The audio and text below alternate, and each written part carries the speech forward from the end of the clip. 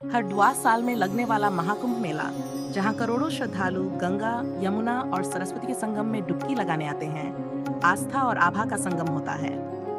मगर इस बार का महाकुंभ मेला एक रहस्यमयी घटना के कारण सुर्खियों में आ गया। ये घटना प्रयागराज में हुई, जब माघ पूर्णिमा के स्नान का दिन था। रात के अंधेरे में जब साधु संत अपने आश्रमों में ध्यान मग्न थे, एक प्रसिद्ध सन्यासी स्वामी अद्वैतानंद अचानक लापता हो गए। वे न सिर्फ एक बड़े तपस्वी थे, बल्कि गंगा किनारे उनकी भविष्यवाणियां भी सच होने के लिए मशहूर थी। सुबह जब उनके शिष्यों ने उन्हें अपने आश्रम में न पाया तो अफरा तफरी मच गई। चारों ओर खोजबीन शुरू हो गई, लेकिन कोई सुराग नहीं मिला। कुछ घंटों बाद एक अघोरी साधु, जिसे लोग काली बाबा कहते थे, संगम के घाट पर आया और उसने एक अजीब बात कही। गंगा ने जिसे बुलाया है उसे कोई रोक नहीं सकता, लेकिन जो लौटेगा वह सत्य की नई किरण लाएगा। लोगों को समझ नहीं आया कि उसका क्या मतलब था, मगर उसके शब्दों में कुछ ऐसा था जो मन को बेचैन कर गया।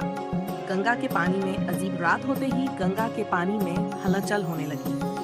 कुछ लोगों ने बताया कि उन्होंने पानी में नीली रोशनी देखी, तो कुछ ने किसी के मंत्रोच्चार की ध्वनि सुनी। श्रद्धालु घबरा गए, लेकिन संतों ने इसे दिव्य संकेत कहकर शांत कर दिया। 3 दिन बाद जब सूरज उग रहा था, एक वृद्ध संत गंगा के किनारे प्रकट हुए।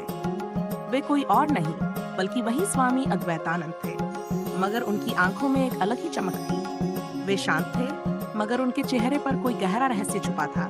लोगों ने पूछा, स्वामी जी आप कहाँ थे? उन्होंने बस इतना कहा, कुछ रहस्य गंगा के गर्भ में ही रहने चाहिए। सत्य को जानना हर किसी के लिए आवश्यक नहीं होता। इसके बाद वे ध्यान में लीन हो गए और कुछ ही दिनों में संन्यास लेकर हिमालय की ओर प्रस्थान कर गए। आज भी महाकुंभ में ये घटना लोगों के बीच चर्चा का विषय बनी हुई है। कुछ लोग मानते हैं कि स्वामी जी को गंगा माँ ने कोई दिव्य ज्ञान दिया था, तो कुछ का कहना है कि वे किसी गुप्त शक्ति से मिलकर लौटे थे। सच क्या था, ये कोई नहीं जानता, मगर महाकुंभ का ये रहस्य आज भी संगम के जल की लहरों में छुपा हुआ है।